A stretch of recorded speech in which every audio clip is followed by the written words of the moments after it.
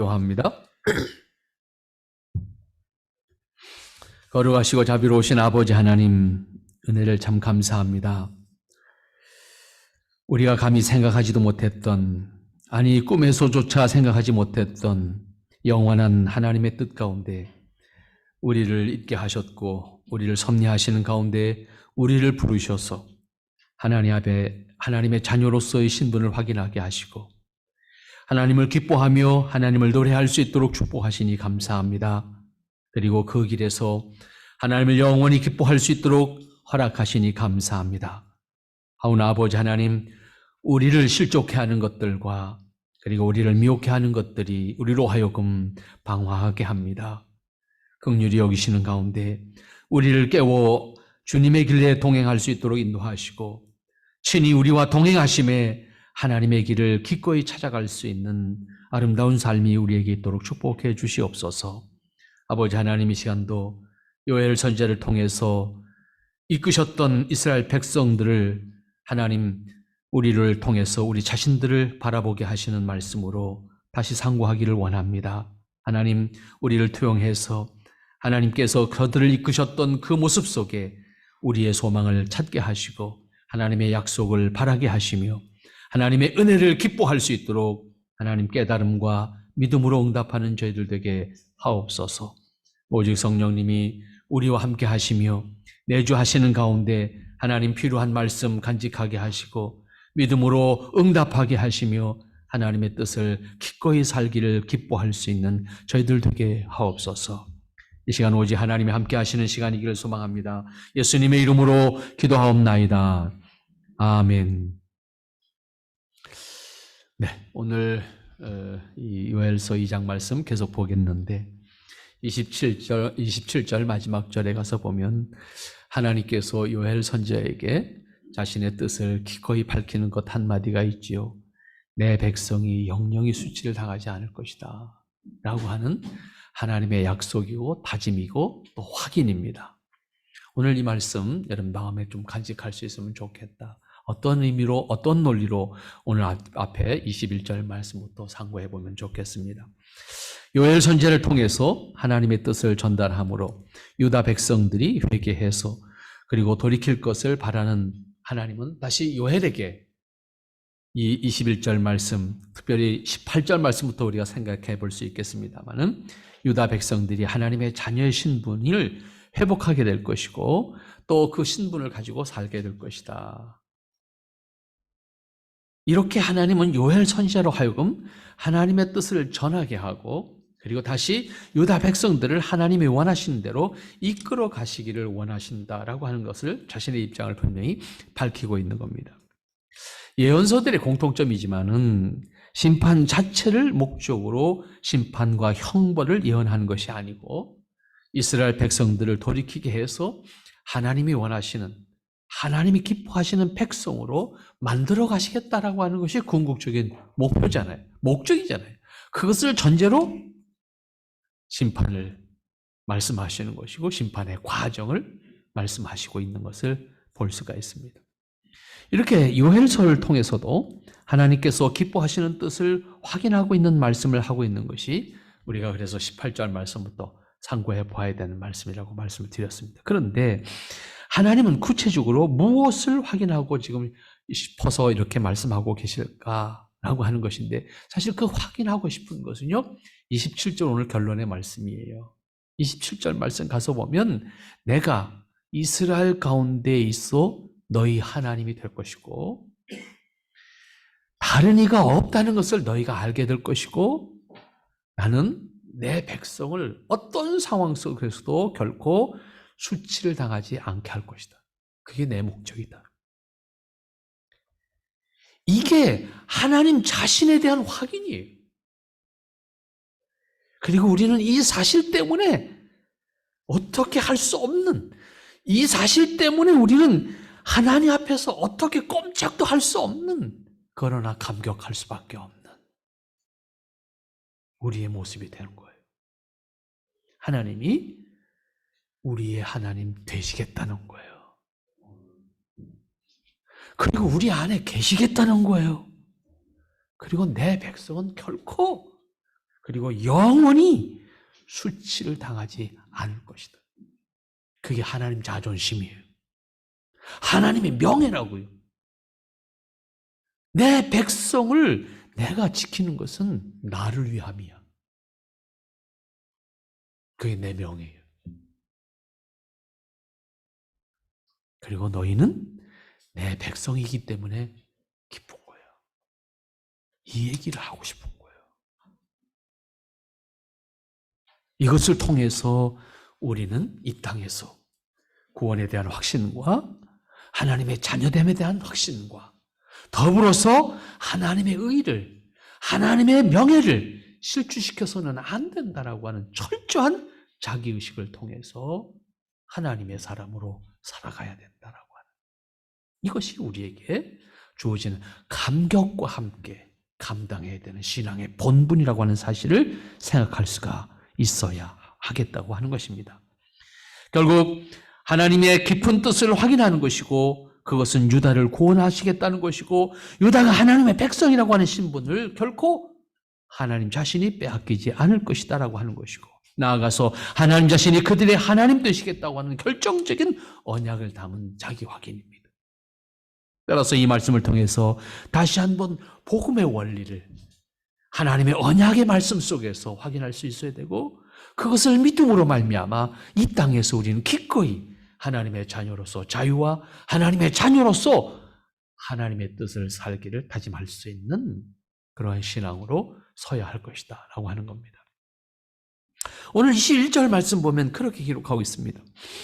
땅이여 두려워 말고 기뻐하며 즐거워할지어다. 여호와께서 큰 일을 행하셨음이니라. 요해를 통해서 하나님은 자신의 뜻을 분명하게 선포했습니다. 뭘? 심판하겠다고. 그런데 심판하겠다고 하는 말씀을 한 다음에 하는 말씀이 지금 뭡니까? 두려워하지 말래. 심판을 말씀하셨으면 당연히 두려움이 동반되는 거 아니에요? 그런데 그들을 향해서 두려워하지 말라는 겁니다. 심판을 예언했기 때문에 당연히 두려워해야 될 것인데, 그 상황 속에서 하나님은 다시 요엘에게 내 백성에게 두려워 말라고 해라. 분명히 심판을 예언했음에도 불구하고 오히려 하나님은 두려워하지 말라는 것을 다시 말하게 합니다. 어떻게 보면 논리적 모순이라고 생각할 수 있습니다. 그러나 이 말씀이 하나님 자신의 뜻에 대한 확인이라고 하는 측면에서 생각하면 이것을 통해서 전달하고자 하는 메시지가 무엇인지를 분명히 할 수가 있는 거예요. 심판을 말했으면 당연히 두려움을 동반하는 것은 당연합니다. 그러나 하나님은 그들을 향해서 두려워하지 말라는 겁니다. 그런 의미에서 심판을 예고했지만 그것 때문에 두려워하지 말아야 될 것을 말씀하고 있는 것인데, 이미 하나님의 의중에는 그들에 대한 큰 일을 가지고 있다. 그들에 대한 큰 뜻을 가지고 있다. 이미 그 뜻을 가지고 계시기 때문에 너희는 두려워하지 말라는 겁니다. 하나님은 구원에 대한 뜻을 영원히 갖고 계신다는 의미입니다. 단순히 어떤 종교적인 행위를 조건으로 해서 지금 상황이 바뀌는 문제가 아니라고 하는 거예요. 하나님은 인간을 구원하시기 위한 뜻을 영원히 갖고 계신다고 하는 의미고, 그 뜻을 하나님은 결코 변치 않고 우리를 향해서 적용해 가실 것이라고 하는 뜻입니다. 다만 그때와 구원의 역사의 주인공을 언제, 어떻게, 누구를 통해서 완성하실 것인지에 대해서 하나님 자신이 영원히 그 뜻을 가지고 계신다라고 하는 것이고, 그 영원한 뜻 가운데에서 그리스도도 이 땅에 오시는 것이고, 그 영원한 뜻 가운데에서 그리스도 안에서 우리를 부르셨다라고 하는 의미입니다. 그런 의미에서 하나님은 심판을 바로 말한 다음에 이어서 두려워 말라. 오히려 뭐라고 그랬습니까? 기뻐하고 즐거워하라는 거예요. 이 상황에서 기뻐하고 즐거워할 상황이 아님에도 불구하고 너희는 기뻐하고 즐거워하라. 두려워할 수밖에 없는 그러한 상황임에도 불구하고 이렇게 말씀하고 있는 것은 자신의 미래를 알 수 없는 것은 물론이고 인간으로서 할 수 있는 어떤 역할도 사실 우리는 그 상황에서 할 수 있는 것이 없습니다. 그런데 하나님은 그들을 향해서 두려워 말라고 합니다. 사람은 하나님을 두려워할 수밖에 없음에도 불구하고 게다가 심판을 말씀하시면 그 때와 장소 혹은 상황에 대해서 매우 두려운 마음으로 궁금하고 어떻게 대비할 것인가를 방황할 수밖에 없는데 그들을 향해서 오히려 두려워 말고 큰 기쁨을 누려라, 가져라 이렇게 표현합니다. 그 두려움을 걱정과 함께 체험할 수밖에 없는 상황 속에서 인간이 자신의 미래를 두려워하게 되는 것은 자연스러운 것인데 두려워하지 말고 오히려 즐거워하고 기뻐하라고 말합니다. 이것은 하나님은 영원히 인간을 구원하시고자 하는 뜻을 갖고 계신 것을 전제로 해서 말씀하시는 겁니다.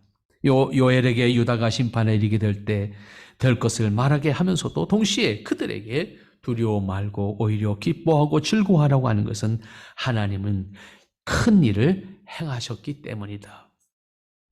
이미 하나님의 뜻 가운데는 그 일이 행해진 거야. 너희를 향한 하나님의 백성들을 향한 하나님의 뜻은 이미 있어. 그런 얘기잖아요.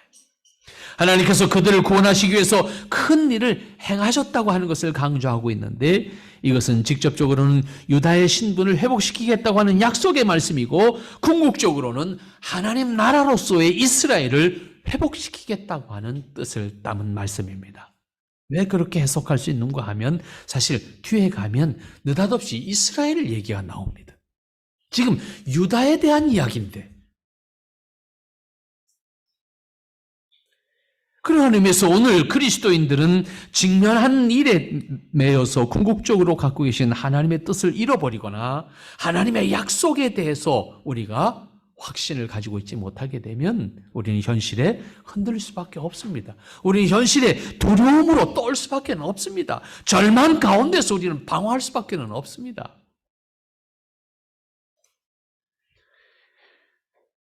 유다에 대한 심판을 예언하게 하신 하나님은 다시 요엘에게 하나님의 뜻을 전하게 하시는데 그 뜻이 무엇인가 하면 22절 말씀을 여러분들이 한번 다시 눈여겨보시기를 바랍니다.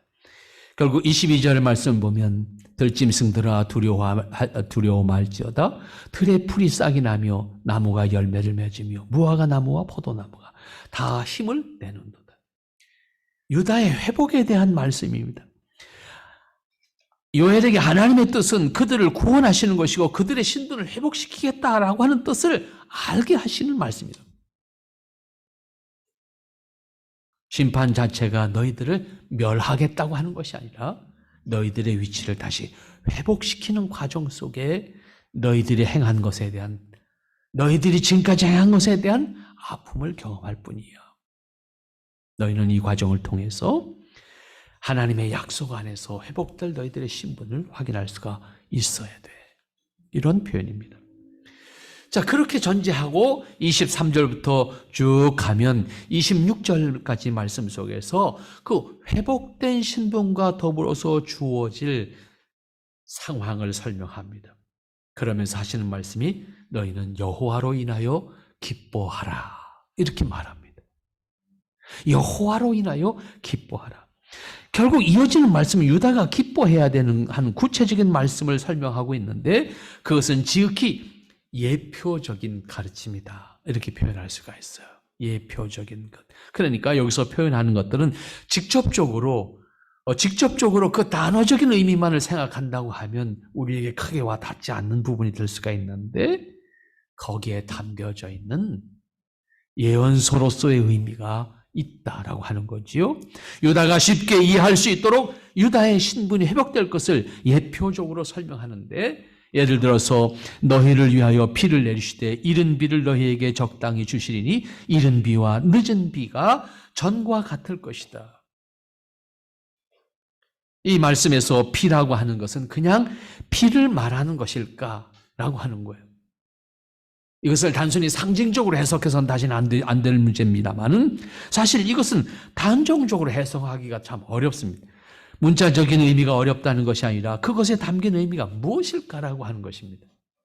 그런데 여기서 비라고 하는 단어는 직역하면 교사라고 하는 단어로 선생이라고 하는 단어로 번역을 할 수가 있는 말이 됩니다.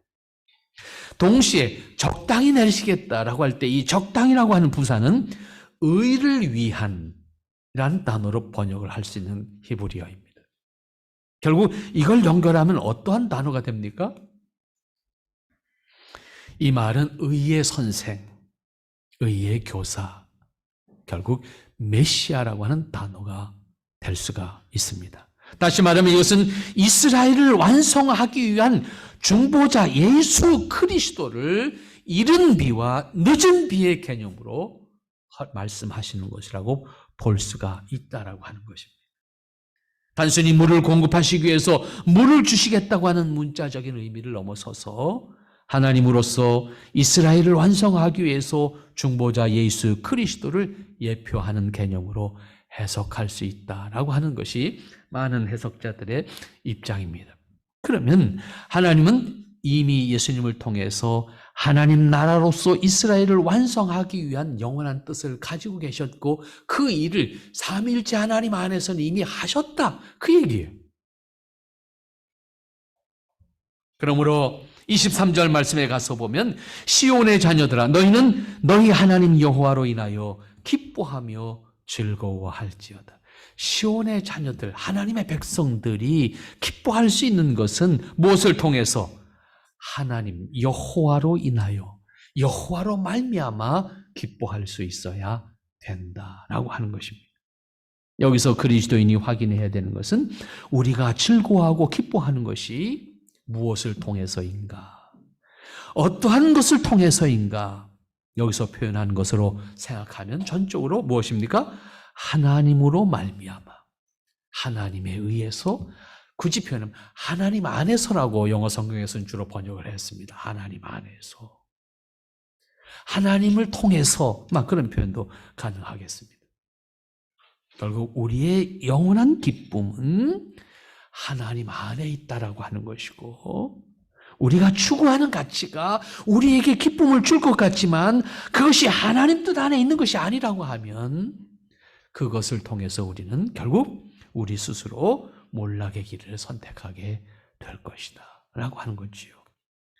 그런 의미에서 우리말 번역은 조금 이 말씀이 들어가 있지 않습니다만은 일본어 성경의 신공역 공동 번역이라고 하는 최근에 번역된 아주 좋은 번역 성경이 하나 있는데 거기에 표현된 것은 이걸 좀 더 의역했어요. 주님은 너희를 구원하기 위해서 가을비를 충만하게 내리실 것이다. 우리말 성경에 없는 주님은 너희를 구원하기 위해서라고 하는 단어를, 문장을 넣었어요. 이 말은 결국 23절부터 26절까지의 말씀 속에서 늦은 비로 표현되어진, 이른 비로 표현되어져 있는 것이 무엇인가를 해석해낸 거예요. 결국 구원을 위한 이른 비, 늦은 비라고 하는 의미가 되는 거죠. 그렇다고 하면 이것은 결국 그리스도, 메시아의 오심을 말씀하시는 것이다 라고 하는 해석이 되는 겁니다. 이른 비와 늦은 비를 주시는 목적이 너희를 구원하기 위함이다. 이렇게 번역함으로써 이른 비와 늦은 비의 의미를 더 잘 알 수 있도록 하고 있는 것을 볼 수가 있는데, 그런 의미에서 여기서 이른 비와 늦은 비는 필요한, 단순히 지금 필요한 물을 주시겠다고 하는 말씀이 아니라 하나님 나라의 백성들을 구원하시기 위한 하나님의 은혜의 비, 곧 중보자 예수님과 구원의 길로 인도하시는 성령님의 충만함까지 포함한 하나님의 구원 섭리를 포함하는 그러한 말씀을 우리에게 하고 있는 것이라고 볼 수가 있습니다. 이어지는 말씀을 보면 24절이죠. 마당에는 밀이 가득하고 독에는 새 포도주와 기름이 넘치리로다. 역시 지극히 예표적인 것입니다. 잔치를 상상할 수 있는, 그죠? 이 축제를 혹은 파티를 상상할 수 있는 그런 표현 아닙니까? 이것은 회복된 유다가 경험하게 될 풍요로움을 직접적인 의미에서는 말씀하고 있는 것이라고 볼 수 있겠습니다만은, 궁극적으로는 하나님 나라에서 그 백성들이 누릴 수 있는 기쁨의 모습을 상상할 수 있게 하는 가르침이죠. 이스라엘에서 가장 좋은 농작물을 풍성하게 주실 것으로서 그리고 그것을 통해서 기뻐하는 장을 만들어 주실 것이라고 하는 것을 말씀하고 있는 거예요. 말씀드린 것처럼 직접적으로는 유다가 회복되었을 때 그들에게 풍요로움이 넘치게 될 것을 보여주는 말씀이라고 할 수 있겠습니다만은 결국 유다가 경험하게 될 회복과 은혜의 궁극적인 모습으로서는 그것은 하나님 나라가 임할 때 하나님의 백성들이 하나님과 함께 경험하게 될 풍요로움, 기쁨, 그리고 하나님께서 그들을 향해서 약속하시는 새 포도주와 기름이 넘치는 상태의 모습을 바라보게 하는 약속의 말씀이다 라고도 볼 수가 있습니다.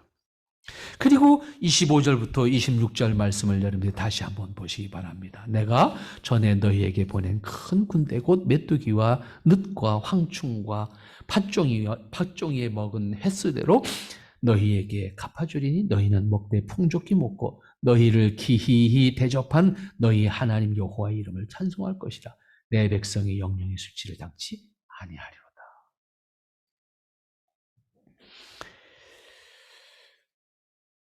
결국 하나님께서 심판의 도구로 사용하셨던 메뚜기 떼들, 이것은 어떤 것이라고 하는 걸 이미 앞에서 생각했어요. 유다를 중심으로 하는 주변에 있던 열강 국가들을 심판의 도구로 사용하실 때 그들을 메뚜기 떼로 상징해서 설명하고 있는 것을 볼 수 있습니다. 그런데 그들이 이스라엘을 그리고 유다를 멸망시키는 과정 속에서 행했던 악한 행위, 그 악한 행위의 횟수대로 그들에게 응징하겠다. 거기에 상하는 벌을 그들에게 주시겠다. 그들이 세상에서 득세하는 것 같지만 결국에는 그들조차 멸망의 대상이 될 뿐이라고 하는 것을, 동시에 그들을 하나님께서 도구로 사용하실 뿐이라고 하는 사실을 기억해라 그 말이지요. 그 나라들은 오직 하나님의 심판의 도구로 사용하실 뿐이지 그들에게 영원히 결코 어떠한 것도 영원한 것이 그들에게 주어지지 않을 것이다. 다만 그들을 통해서 너희가 오히려 수치를 당하지 않게 하게 할 것인데 너희는 그들을 대적하시는, 그들을 심판하신 하나님을 통해서 오히려 여호와의 이름을 찬송하게 될 것이다. 내 백성은 그들 때문에 결코 수치를 당하지 않게 될 것이다. 오늘 우리가 하나님을 통해서 위로를 받고 하나님을 통해서 우리가 평안을 누릴 수 있는 이유가 어디에 있는지를 잘 알아야 돼요. 그것은 우리를 향하신 하나님의 뜻이 변함이 없다는 거예요. 그래서 우리가 소망을 가질 수 있는 것이고, 그래서 우리가 위로를 받을 수가 있는 것이고, 그래서 우리가 평안할 수가 있는 거예요. 내 행위가 완전하기 때문이 아니에요. 우리는 오히려 하나님 앞에서 늘 우리의 어리석음을 고백할 수밖에 없는 것이고 우리의 나약함을 고백할 수밖에 없는 거예요. 그러면서 하시는 말씀 27절 말씀을 목적으로 말씀했다고 표현했습니다. 그런즉 내가 이스라엘 가운데 있어 너희 하나님 여호와가 되고 다른 이가 없는 줄을 너희가 알 것이라. 내 백성이 영영이 수치를 당치 아니할 것이다. 요회를 통해서 유다의 심판을 예언하게 하시면서 하나님은 깊은 뜻을 깨달아 알게 하기를 원하셨습니다. 그 중에서 27절은 앞에서 말씀한 구원과 회복에 대한 하나님의 뜻과 주권을 구체적으로 설명해 주고 있습니다. 이 말씀은 잘 기억해 두어야 합니다. 왜냐하면 이 말씀에 담긴 하나님의 깊은 뜻을 확실하게 고백할 수 있어야 우리 그리스도인으로서 이 땅에서 영원한 소망 가운데에서 우리의 모습을 돌아보고 동시에 하나님 앞에서 위로와 소망을 가질 수 있기 때문입니다. 본문에서 말씀하고 있는 것은 역시 구약에 있어서 복음을 확실하게 알 수 있게 하는 말씀이기도 합니다. 내가 이스라엘 가운데 있어 너희 하나님 여호와가 될 것이다. 앞에서 요엘에게 심판을 예언하실 때 그 대상은 유다였습니다. 그런데 여기 갑자기 표현은 이스라엘이라는 말을 쓰고 있습니다. 왜 갑자기 유다가 아니라 이스라엘이라고 했을까요? 이것은 유다에 대한 심판과 회복을 포함해서 하나님의 백성으로서 이스라엘을 통칭하는 말을 사용함으로써 하나님의 뜻이 유다라고 하는 제한된 어떤 사람들만에 국한된 것이 아니라 궁극적으로는 하나님 나라로서 이스라엘을 회복시키겠다고 하는 하나님의 큰 뜻을 나타내 보이시는 말씀이라고 볼 수가 있는 겁니다. 그런데 여기서 중요한 것은 사람에게 어떠한 조건을 전제로 말씀하시는 것이 아닙니다. 사람들에게 종교적인 조건을 전제로 이 말씀을 하고 있는 것이 아닙니다. 오히려 본문의 말씀을 보면 27절 말씀 뭐라고 표현하고 있습니까? 내가 이스라엘 가운데 있어 너희 하나님이 되겠다. 그랬어요. 하나님 자신이 우리를 향해서 내가 너희 하나님이 되겠다는 거예요.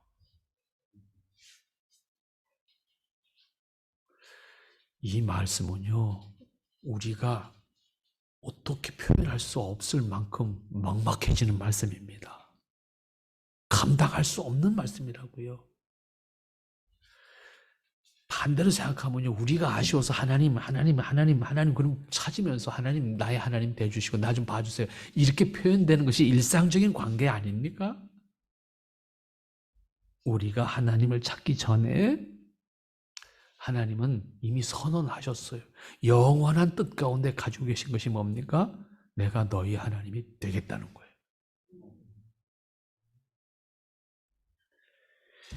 이것은 사람의 선택이 아니라고요.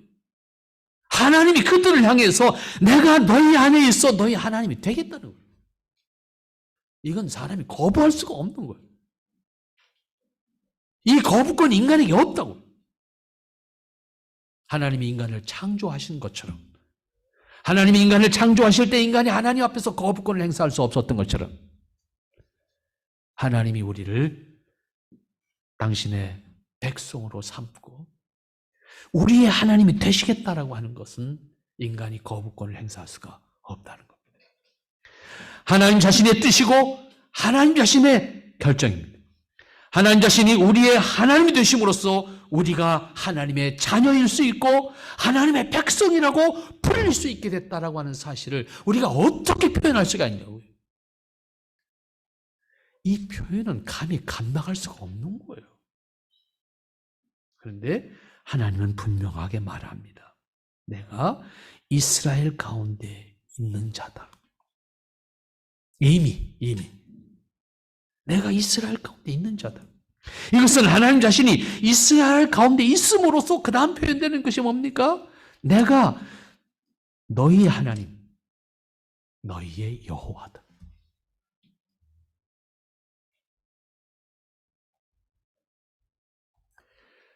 여러분, 다른 성경물 다 중요하지요. 여기 27절 말씀 꼭 우리 기억해 둡시다. 여러분들에게 영원한 힘이 될 겁니다. 그분이 우리 안에 있으므로 스스로 우리의 하나님이십니다. 우리가 그 하나님을 하나님으로 알 때 그 앞에서 내가 녹아내리는 듯한 느낌을 고백할 수밖에 없고 체험할 수밖에 없는 거예요. 두려움으로. 이것은 기독교 신앙에서 매우 중요한 원리입니다. 그렇기 때문에 기독교 구원의 원리를 복음이라고 할 수 있는 겁니다. 그렇지 않으면 복음이 아닙니다. 하나님께서 영원히 스스로 인간을 구원하시겠다는 뜻과 원리를 가지고 계셨고 그것을 역사를 통해서 실현하신 것입니다. 또한 아담이 타락한 이후에 그 인간을 구원하시기 위한 방법을 이미 예비하셨고 하나님 또한 그들의 하나님이시기를 자원하셨습니다. 그래서 그분이 나의 하나님, 그분이 우리의 하나님이라고 말할 수 있게 된 것입니다. 그렇게 함으로써 비로소 인간은 여호와 하나님 외에 다른 신이 없음을 알게 될 것이다. 이게 그 다음 하나님의 또 하나의 뜻이에요. 다른 이가 없는 줄을 너희가 알게 될 것이다. 여러분 이게 생각 잘해야 돼요. 사람이 특별한 분별력이나 지혜가 있어서 다른 신을 알 수 있는 것이 아니라 여호와 하나님이 우리 안에 계심으로 하나님을 알게 되고 하나님을 알게 됨으로 다른 신이 없음을 고백하게 될 것이다. 이 원리예요. 늘 말씀드리는 것처럼 자신의 것을 분명히 알면 다른 것을 구분할 줄 알게 됩니다. 그러나 자신의 것을 확실하게 알지 못하면 다른 것을 갖다 놓으면 구분이 안 됩니다. 하나님께서 우리 안에 계심으로 다른 신이 없다는 것을 스스로 분별할 수 있는 것과 동시에 다른 것을 구별할 수 있게 되어야 한다는 말이 됩니다. 그런 의미에서 우리가 알아야 될 것은 우리 하나님이 어떤 분이신가를 아는 것이 중요합니다. 그러면 다른 것이 구분이 돼요. 하도 지금 코로나 이후에 더 우리 유사 기독교라고 표현하고 있는 이단들이 득세하고 있지 않습니까? 정신 똑바로 차려야 되는데 문제는 우리 하나님을 알기에 정신을 똑바로 차려야 된다고 말해요. 그러면 다른 것이 구분이 돼요. 뭐가 다른지가. 그런데 내가 믿는 하나님을 확실하게 모르면 헷갈리는 거예요. 그러므로 우리 안에서 역사하시는 하나님을 알고 그 하나님이 우리 안에 있음도 알므로써 자연스럽게 다른 신이 없음을 확인하고 고백할 수 있는 우리의 믿음이 되어야 할 것입니다. 하나님은 그 사실을 분명히 말씀하고 있는 거예요. 그렇게 함으로써 내 백성이 영영이 수치를 당치 아니할 것이다. 하나님께서 주의 백성을 지키시고 그 신분을 보장하심으로써 다시는 사탄의 지배를 받지 않게 될 것이고 궁극적으로는 하나님의 백성으로 하나님과 영원히 동행하는 삶을 살게 될 것이다. 그리고 그러한 신분은 하나님이 보장하는 것이기 때문에 최종적으로 심판에 이를 때에도 다르지 않다라고 하는 말씀입니다. 그리고 그것은 아까 처음에 말씀드렸습니다. 하나님의 명예입니다. 하나님의 자존심입니다. 최고의 통치자로서의 하나님이 어떠한 다른 것에 의해서 그 백성이 어려움을 당한다면 그 하나님의 명예의 문제입니다. 때문에 우리를 지키시는 것은 하나님의 자존심이고 하나님의 명예라는 거예요. 때문에 내 백성은 어떠한 상황 속에서도 영영이 수치를 당하지 않을 것이다. 이것은 하나님 자녀에 대한 스스로의 약속이고 보증입니다. 우리는 그 안에 있는 사람들입니다.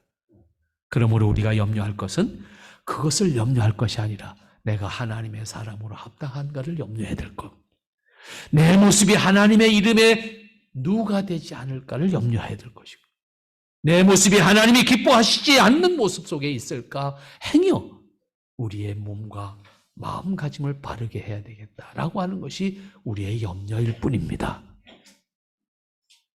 그러므로 우리는 하나님 앞에서 우리의 신앙이 완전하기 때문이 아니고 하나님이 완전하시고 우리의 의지가 완전해서가 아니라 하나님의 뜻이 변함이 없기 때문이라고 하는 사실을 다시 한번 기억하면서 하나님께서 내 백성이 영영이 수치를 당치 않을 것이라고 선언하셨던 이 말씀 마음에 간직하고 이 땅에서 우리는 하나님의 명예를 지켜드릴 수 있는 하나님의 명예를 지키기를 기뻐할 수 있는 모습으로 살아가는 그러한 모습으로 승리할 수 있기를 바랍니다. 기도합시다. 거룩하신 아버지 하나님, 오늘도 하나님께서 허락하신 이 약속의 말씀을 통해서 우리가 돌아보고 우리가 살펴야 될 신앙의 모습을 다시 한번 헤아려 보았습니다. 하나님, 말씀을 통해서 함께 하시고 그 말씀을 통해서 우리에게 소망이 되어 주셔서 하나님, 그 말씀 의지하고 세상을 이길 수 있는 저희들이 될 수 있도록 축복해 주시옵소서. 아버지 하나님의 귀한 뜻과 은혜를 통해서 우리가 하나님의 사람들로 하나님의 자녀들로 복되다 여기심을 받을 수 있는 아름다운 모습으로 살아갈 수 있는 주님의 권속들 되게 하여 주시옵소서. 아버지의 뜻과 은혜를 따라서 거룩하고 아름다운 모습으로 주님의 이름으로 승리할 수 있는 주님의 권속들이 되게 하여 주시옵소서.